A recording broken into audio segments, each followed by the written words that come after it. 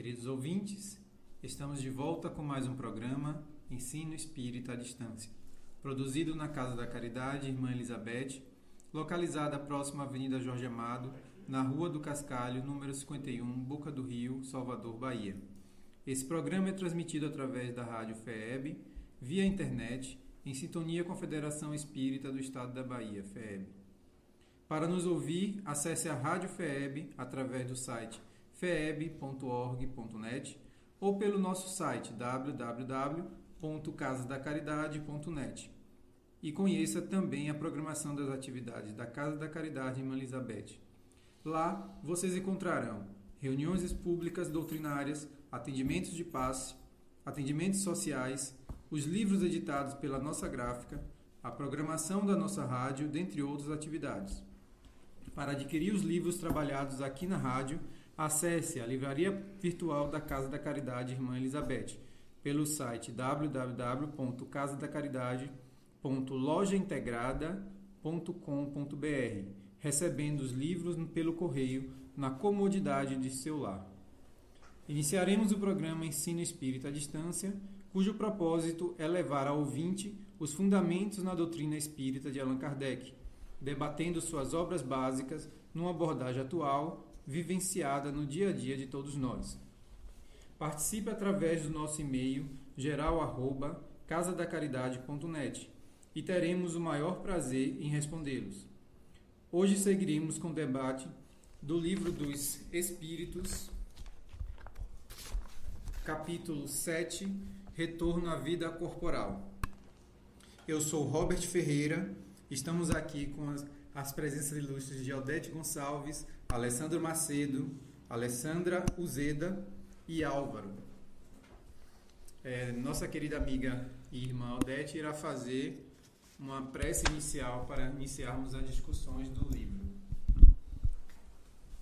Queridos ouvintes, vamos sintonizar com Jesus e deixar que o seu amor e a sua paz entre em nossos corações, na nossa vida, na nossa família.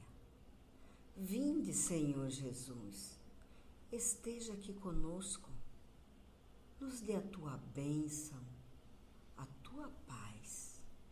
Envia, Senhor, os teus mensageiros, teus espíritos de luz, os nossos anjos guardiões, e que eles nos intuam ao aprendizado, para que possamos cada vez mais aprender o significado das palavras que emanam dos livros que tu, Jesus, concedeu para que nós aqui na Terra estudássemos, escrevesse e deixasse impresso as tuas mensagens, as tuas leis.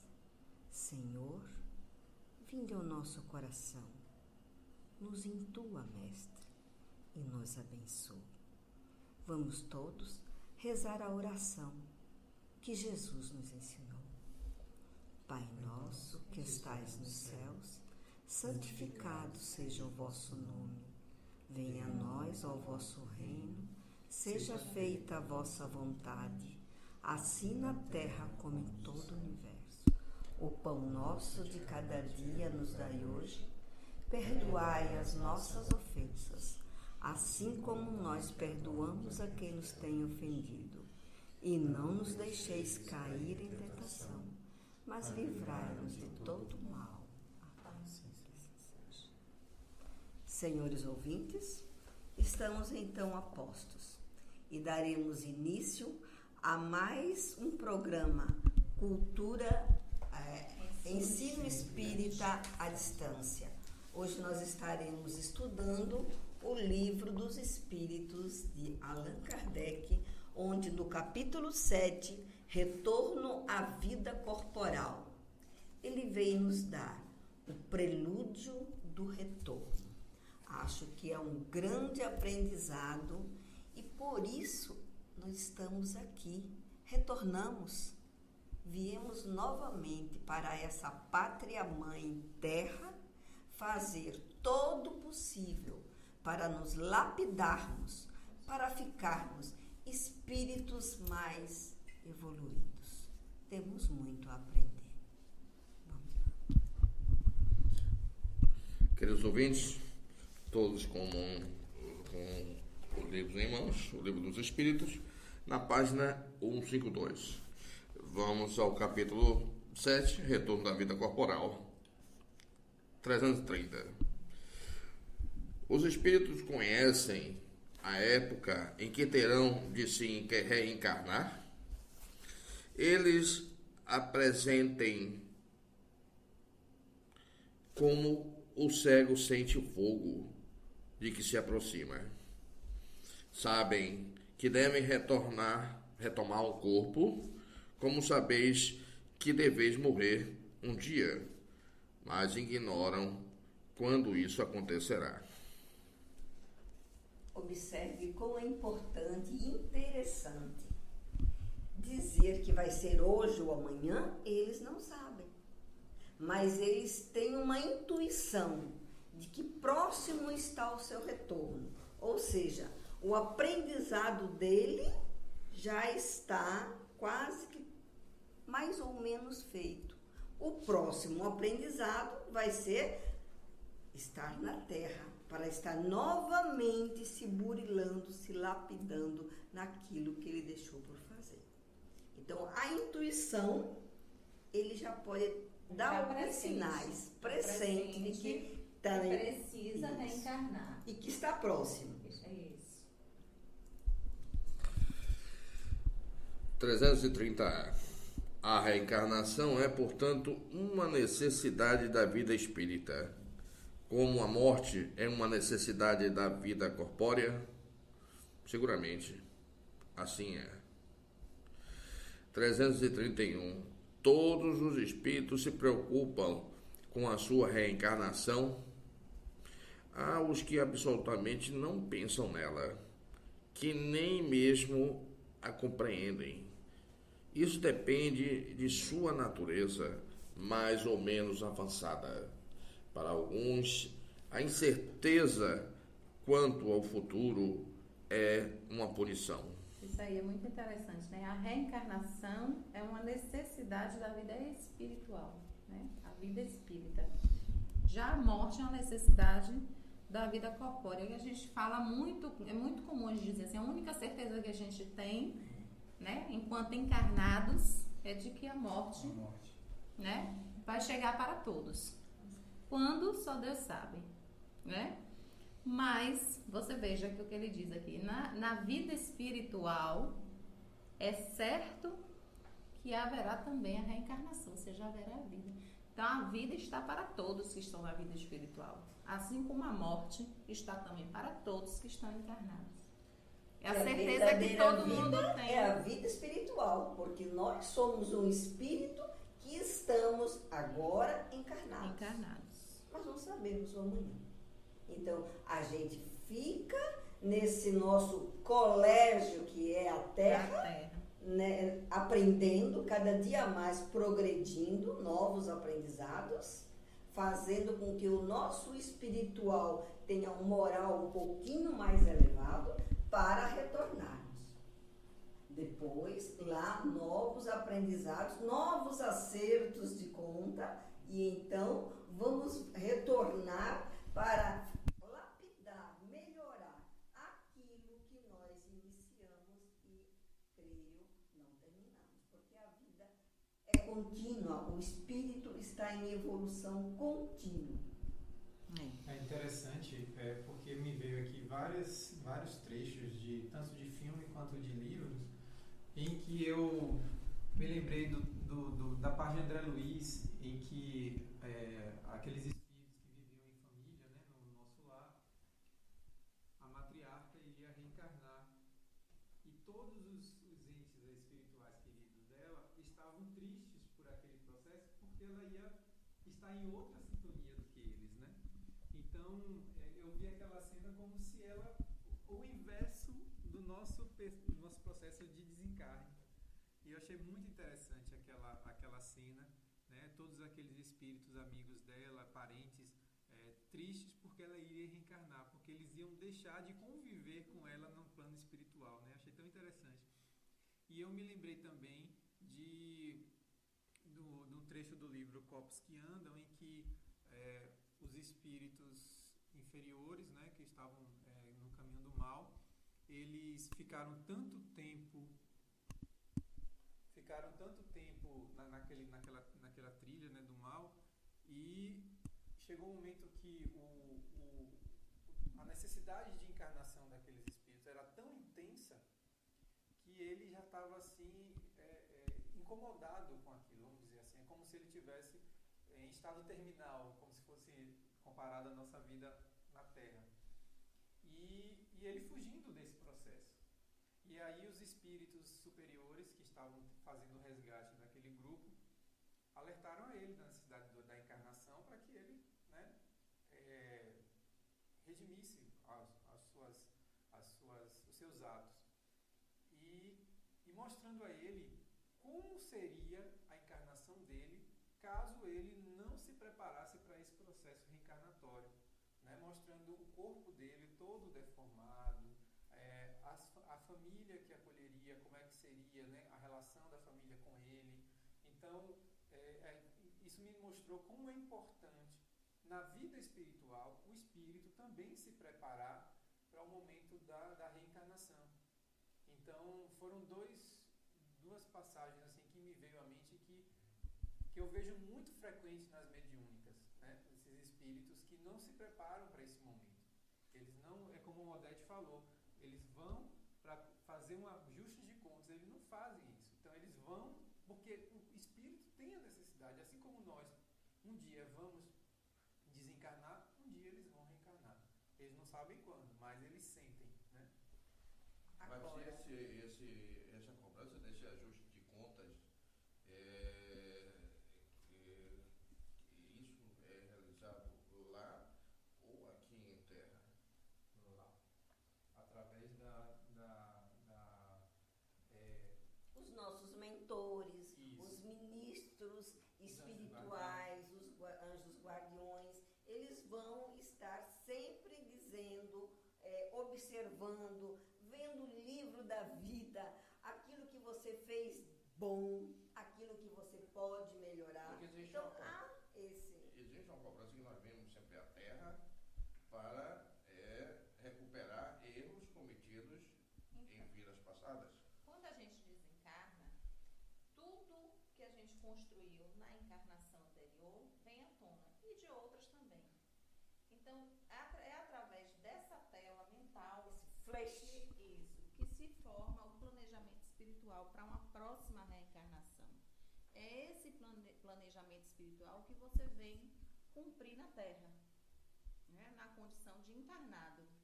Exatamente isso. Só que assim, a consciência, né, dos seus erros, daquilo que você precisa reconstruir, é realmente esquecida, porque quando você reencarna, você tem o véu do esquecimento. Ainda tem mais um porém.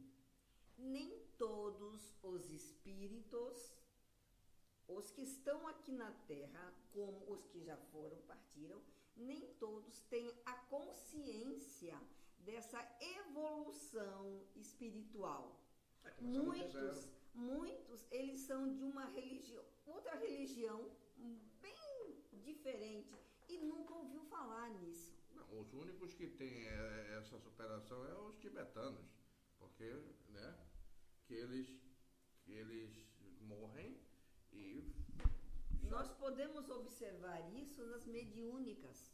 Na verdade, eles vêm e conversam e dizem que é isso que vocês falam de vida espiritual. Eles estão ali alheio, eles professam e creem naquilo que eles viveram aqui na Terra. Ainda estão presos àquele patamar, àquele nevoeiro. Ele ainda não se abriu para esse ajuste de contas, mas de uma forma assim mais introspectiva, mas no sentimento puro. Eles ainda estão muito na matéria. Então não são todos que vem essa evolução? Nós temos que respeitar, na verdade, né, o tempo de despertar de cada um. Né? Cada um tem seu tempo para despertar para tudo.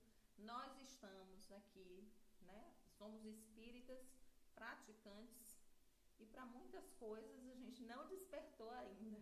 Com certeza. Imagine aquele que nem a consciência de que existe a vida espiritual no seu tempo.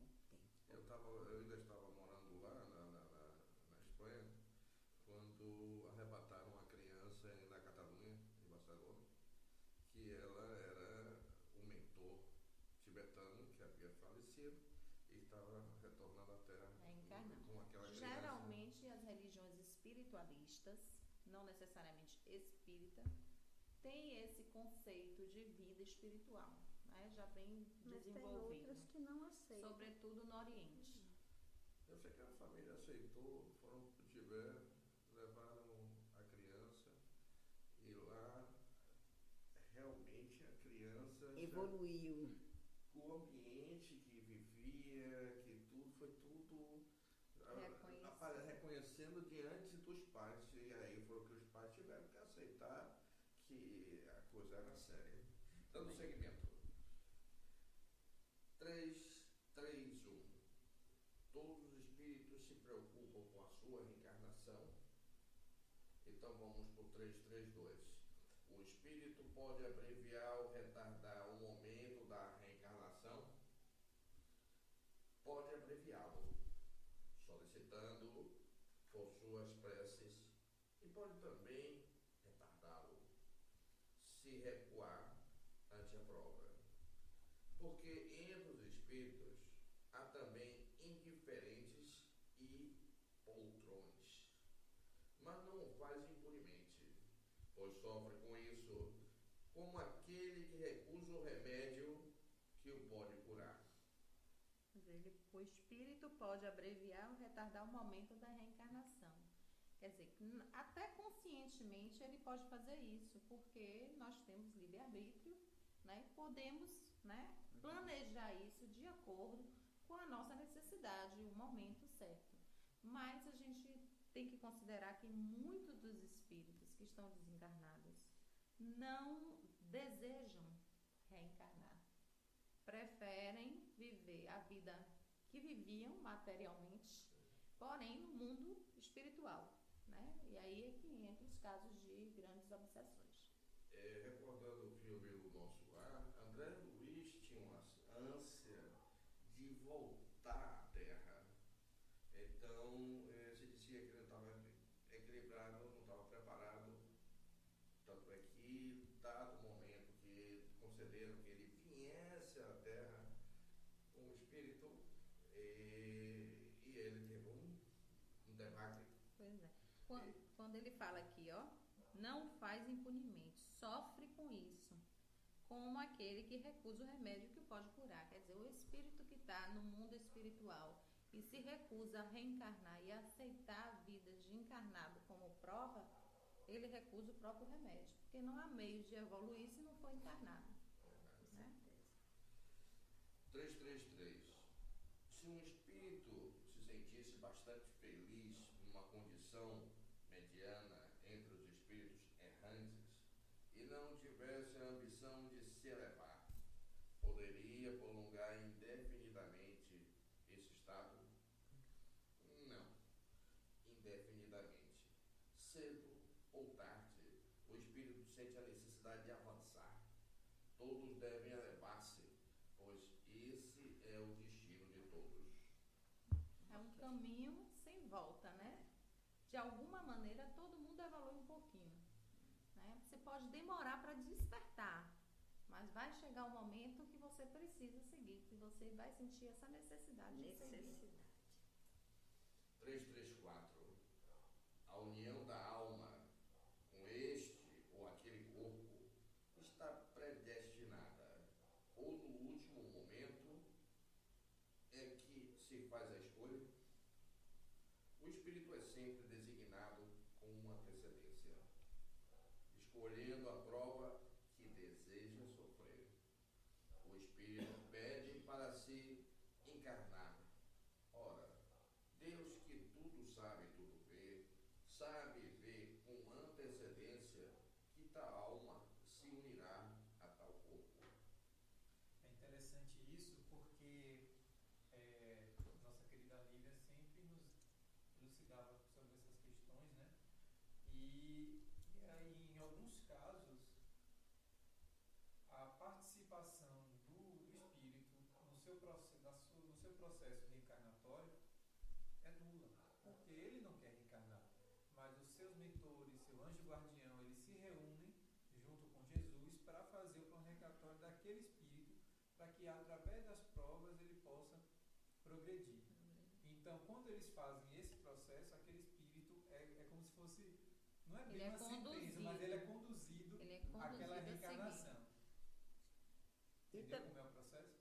E também as famílias são blocos de famílias, né, comunidades espíritas, espíritos, que eles já estão naquele processo de evolução. Pai, mãe, filho, depois nasce um que não era da família, mas é necessitado, é introduzido naquela família para poder crescer mais. Então sempre há já esse movimento.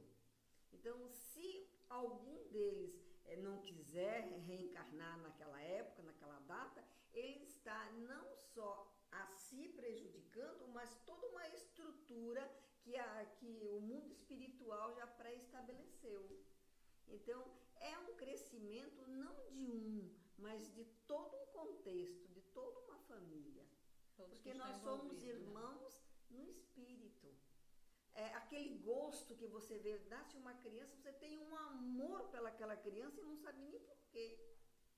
Foi o seu pai, foi seu avô, foi o seu tataravô que está ali, é um novo descendente.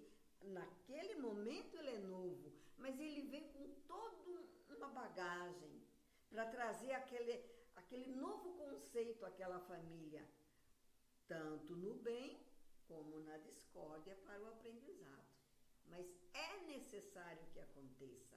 Então ele já vem já pré-estabelecido, já é toda uma formação.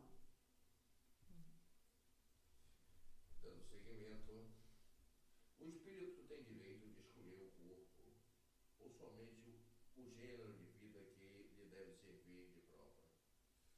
Ele pode escolher também o corpo, porque as imperfeições do corpo são provas que o ajudam no seu adiantamento, se ele vencer os obstáculos encontrados. Mas a escolha nem sempre depende dele, que pode pedi-la. Aí vai do merecimento.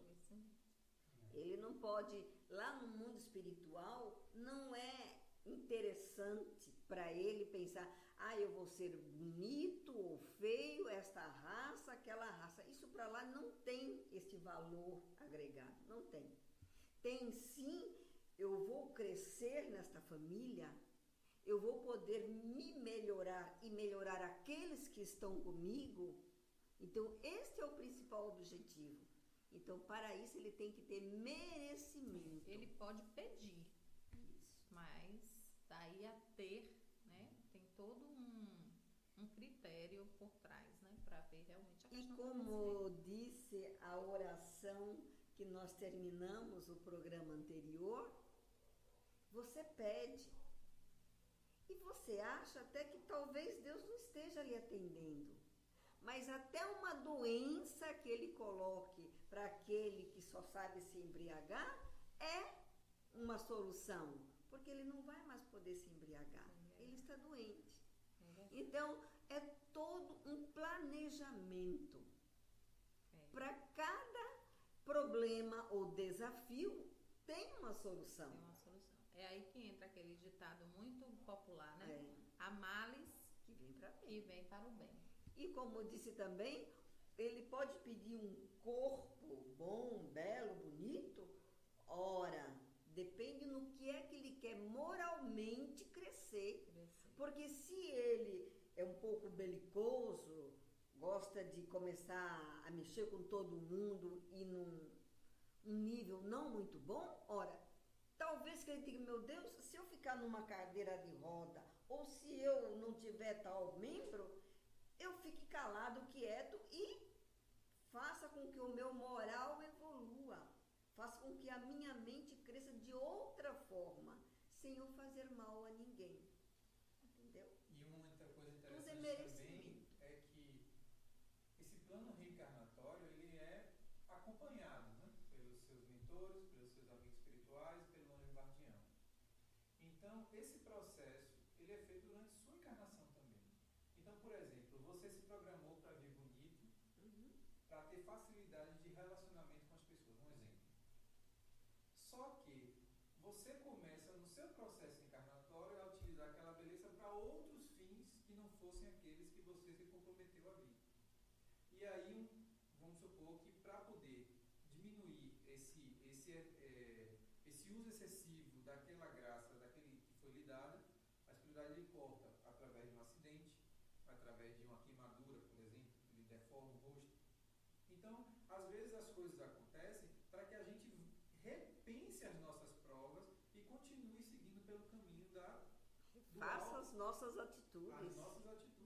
Às vezes, quem está doentinho lá na cama 1 mês, 2 meses, 1 ano, ele está tendo tempo suficiente para colocar todas as suas ideias, rever toda a sua vida e dizer, meu Deus, o que foi que eu fiz de minha vida? Por que eu cheguei aqui? Então, é um tempo que ele está tendo para mergulhar dentro do seu eu, dentro do seu Deus e buscar a sua resposta.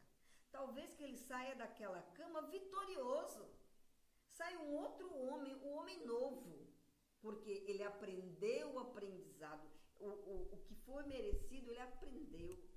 Ele viu que não era por aí as atitudes que ele estava tendo. Agora, é interessante porque também o contrário acontece. Às vezes, no seu plano reencarnatório, você tinha uma prova séria a passar. Mas, à medida que você é avaliado positivamente, você adquire méritos. E isso diminui o impacto daquela prova, porque aquela prova não tem mais necessidade, porque ao longo da sua encarnação, aquilo já foi amenizado. É somente você recebe uma coisa mais atenuante, por exemplo. Um exemplo, eu tenho certeza que eu ia passar uma prova mais séria em minha vida quando eu tive um acidente de carro que eu quase fico paralítico. Eu lesionei a coluna no pescoço e os médicos ficaram sem entender por que eu não fiquei com esse processo. Então eu tenho certeza que isso deve ter alguma graça, né, em relação a alguma coisa que eu tive ou alguma coisa maior que venha pela minha frente e que a espiritualidade viu naquele momento. Então, assim, eu não fiquei em cadeira de rodas por algum motivo maior, mas eu poderia ter acontecido. E isso foi uma prova que eu devo ter adquirido no momento do plano reencarnatório. Então, às vezes, a gente não sabe, são os livramentos, né, que eles tanto falam. Então, às vezes, tem um livramento ou alguma coisa que ele não precisa passar por isso. Ou então, Deus disse assim para você, olha, você vai ficar perfeitinho, bonitinho, tranquilo, mas você tem uma missão dobrada, vai ter que evangelizar muita gente.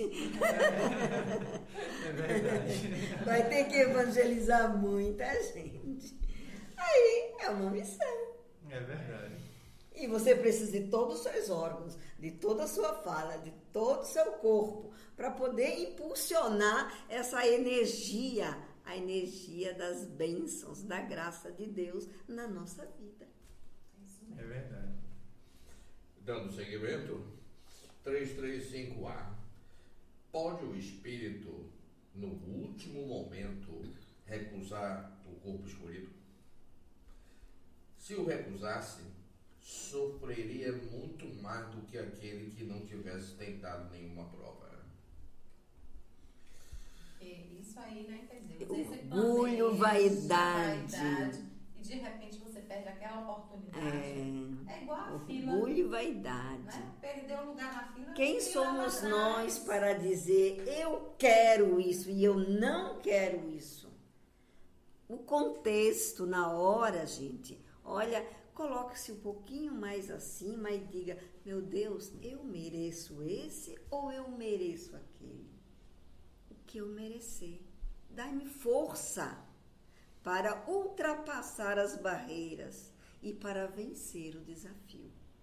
E numa boa, assim, ó, feito o vento que leva. E você pensa: mas era esse meu desafio?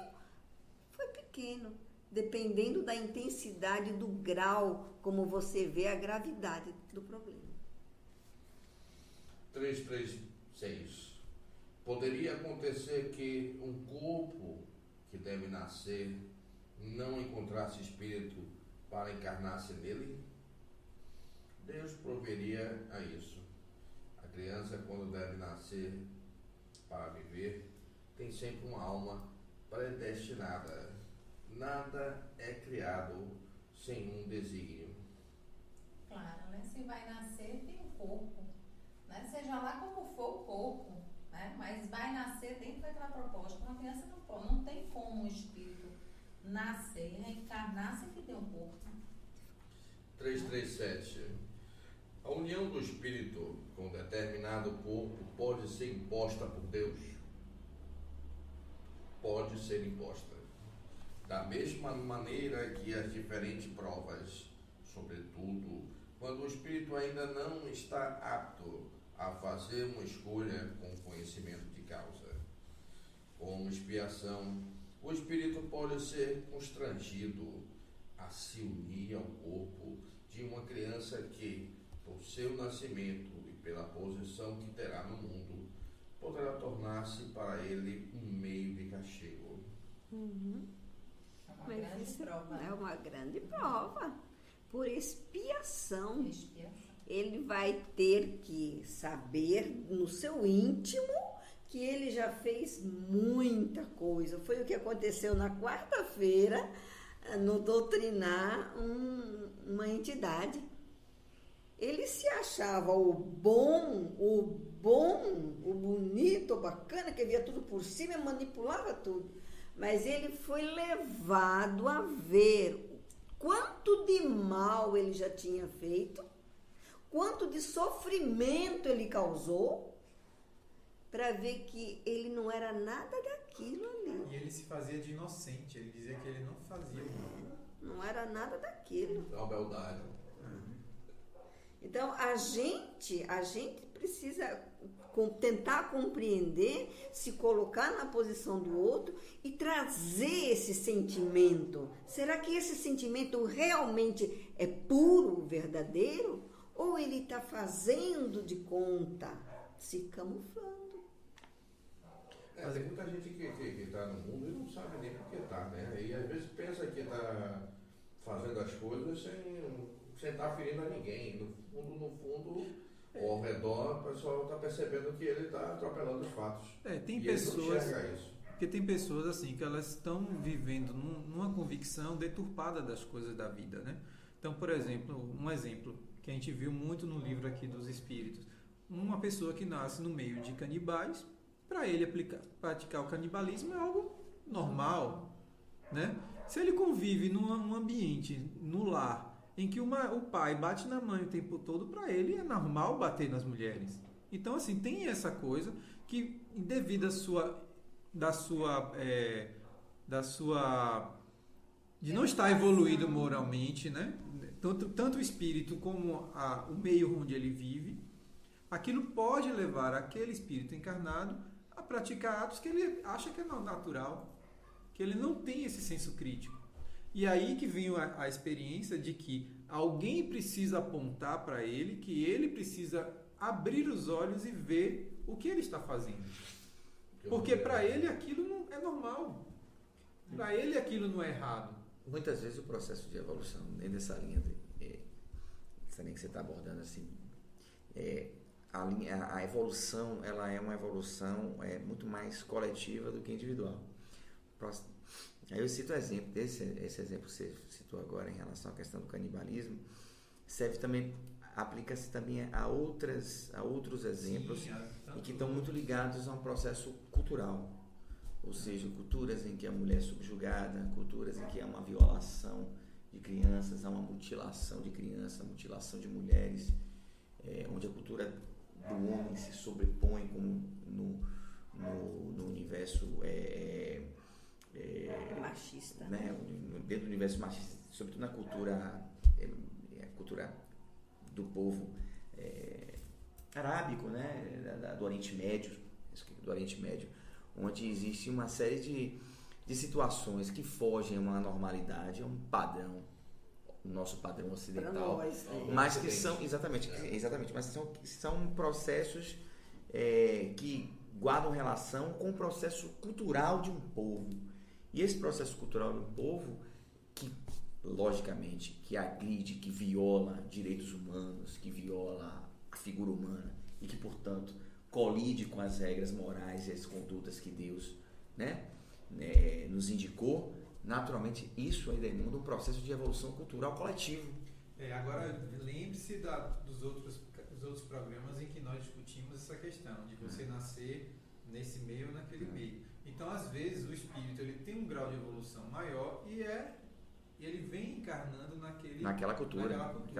Claro. O que ele faz? Ele questiona aqueles princípios. Ele pode até praticar, mas ele fica se burilando. Por que eu tenho que fazer isso? Já um espírito que não tem esse... que ele vem, uma das missões dele seria modificar aquele... Se insere nessa cultura, né? Na verdade, se insere nessa cultura e reedita e fortalece uma cultura que colide, que vai frontalmente contra os deveres, os mandamentos morais, os mandamentos religiosos, os mandamentos de Deus. Que, na verdade, o que você está dizendo, Robert, é exatamente isso. É que o espírito evoluído, quando está numa cultura violadora dos direitos humanos, ele tem uma repulsa natural. Porque o processo ele de evolução... com uma missão. Isso, ele tem uma missão de tentar plantar uma semente da mudança. Não entende, isso, mas ele questiona. Exatamente. Ao passo que a maioria dos espíritos que integram determinada cultura, que perpetuam, fortalecem essa cultura, estão num grau de evolução, dentro dessa linha que Robert traçou, muito menor. E vem justamente para tentar fortalecer e avançar naquilo, ou seja, passar por provações e expiações daquela natureza, entendeu? Ele vai sofrer Mas rechaçamento, vai sofrer perseguição. É assim que acontece as evoluções das raças. É por um que nasceu diferente ali e que ele vai traçando um novo caminho e aquela raça ou aquele povo vai abrindo novas possibilidades. Naturalmente Deus não quer guerra, Deus não quer doença, Deus não quer nada disso. Mas faz parte do processo de evolução, a discussão de ideias, confronto de ideias. E às vezes até determinados confrontos armados, eles precedem fatos históricos, posteriores, obviamente, que remontam a um processo de rediscussão de uma sociedade.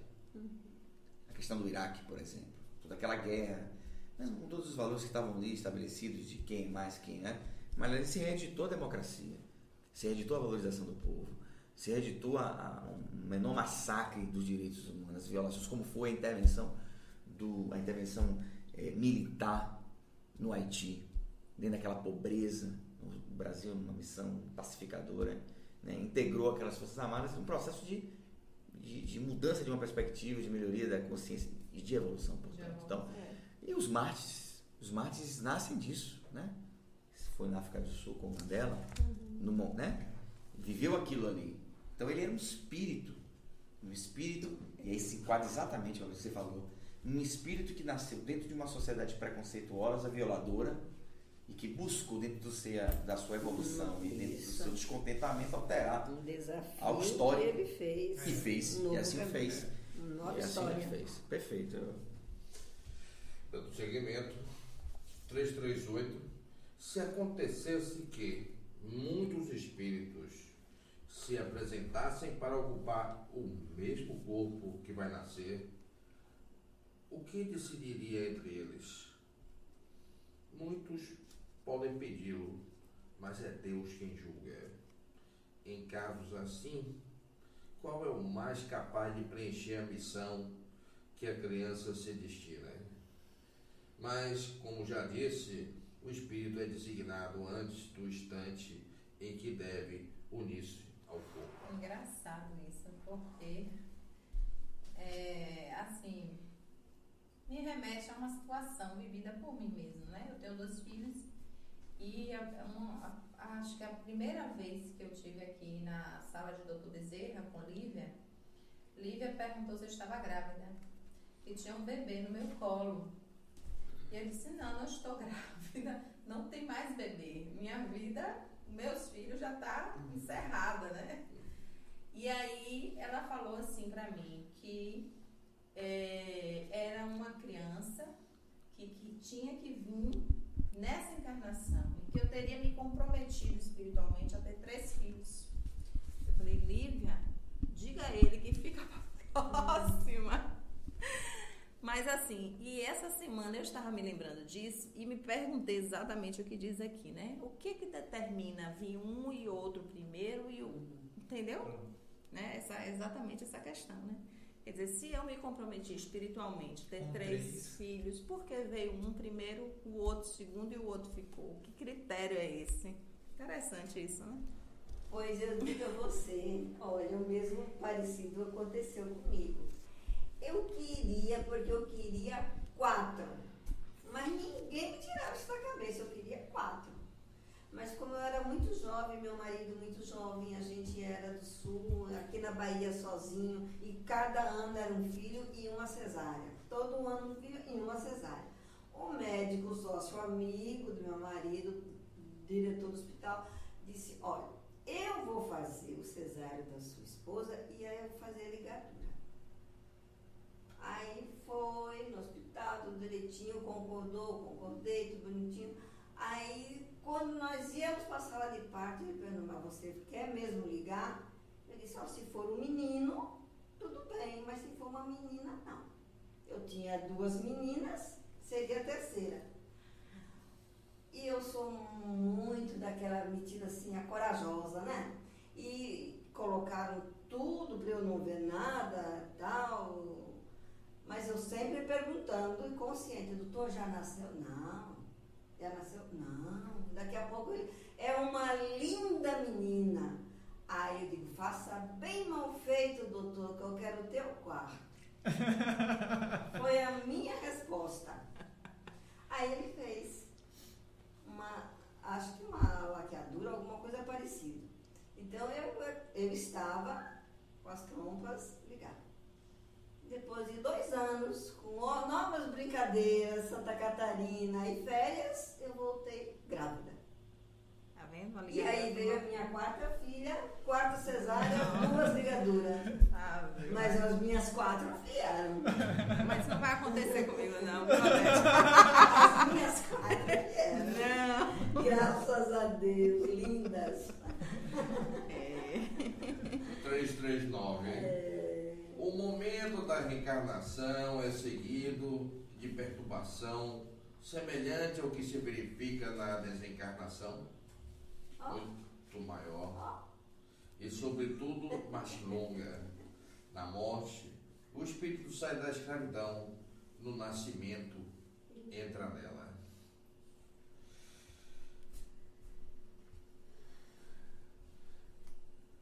E aí, meus amigos, vamos introduzir aqui uma linda mensagem do livro Livre-Arbítrio.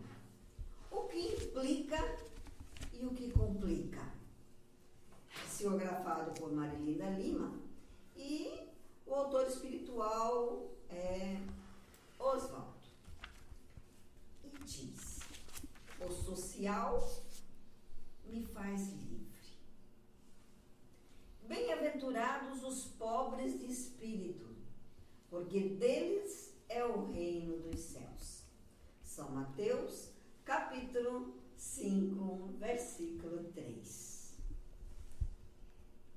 Se escolheste o bem como norte da tua vida, este só se consolidará, só alcançará os intentos que lhes são próprios. Se o realizador despojar-se de todo o sinal, toda atitude que manifeste, por mais leve e insignificante que seja, a vaidade malsã, que deixa soar a trombeta do orgulho, a que envenena a alma invigilante, que se deixa conduzir por pensamentos pouco elevados. Recorda-te sempre de que o exercício da liberdade se concretiza no social, nas diferentes convivências. Ser livre é ter ciência e consciência dos limites. Ser livre é ser lúcido, equilibrado ante os desafios da vida. Ser livre é acolher a diferença que o outro é no outro, por entender que este acolhimento é contributo necessário e indispensável à elevação da alma humana. Sem a diversidade, não nos esforçaríamos pela conquista da unidade com o Pai, como maior cabedal das inúmeras experiências reencarnatórias. Como reconhecer limites sem o exercício permanente da humildade? A humildade é atitude íntima, basilar das realizações voltadas para o bem. Como aceitar o erro ou insucesso como veículo da aprendizagem se nos deixamos corroer pela soberba prepotência? Ser livre implica estar sempre sensível à construção de novas aprendizagens, à percepção de novas lições. Ser livre é descobrir-te íntegro, sobretudo nas fragilidades, buscando encontrar de forma corajosa no próximo a parte que te falta. Aprender com o outro é o sinal mais contundente da liberdade que brilha como o sol em nosso interior. Ser livre não é realizar tudo o que se deseja, mas saber escolher o que mais lhe convém. Recordemos as sábias palavras de Paulo de Tarso. Nenhum homem possui todos os conhecimentos. Pelas relações sociais é que se completam uns aos outros para assegurar seu bem-estar e progredir. É por isso que, tendo necessidade uns dos outros, são feitos para viver em sociedade e não isolados. Do Livro dos Espíritos, terceira parte, questão 761. Sim, sim.